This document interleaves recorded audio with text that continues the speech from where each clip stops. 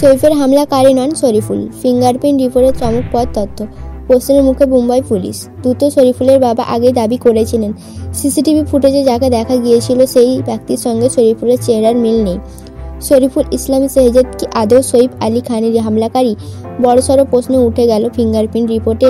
মহারাষ্ট্র সিআইডির ফিঙ্গারপ্রিন্ট বিভাগের রিপোর্ট বলছে, সইফের বাড়ি থেকে হামলাকারী যে 19টি ফিঙ্গারপ্রিন্ট পাওয়া গিয়েছে সেগুলির সঙ্গে দ্রুত শরীফুলের আঙুলের ছাপের কোনো মিল নেই।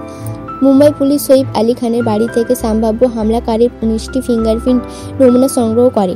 এদিকে দ্রুত শরীফুল ইসলাম শেহজাদের 10টি আঙুলের ছাপও পাঠানো হয়েছিল। মহারাষ্ট্র সিআইডির ফিঙ্গারপ্রিন্ট বিশেষজ্ঞরা যে রিপোর্ট দিয়েছিল তাতে রীতিমতো চমকপ্রদ তথ্য এসেছে। বলা হচ্ছে, সইফের বাড়ি থেকে পাওয়া 19টি নমুনা একটাও মিলছে না শরীফুলের সঙ্গে। স্বাভাবিকভাবে প্রশ্ন উঠছে, আদৌ শরীফুলই সইফের বাড়িতে হামলা চালিয়েছেন তো?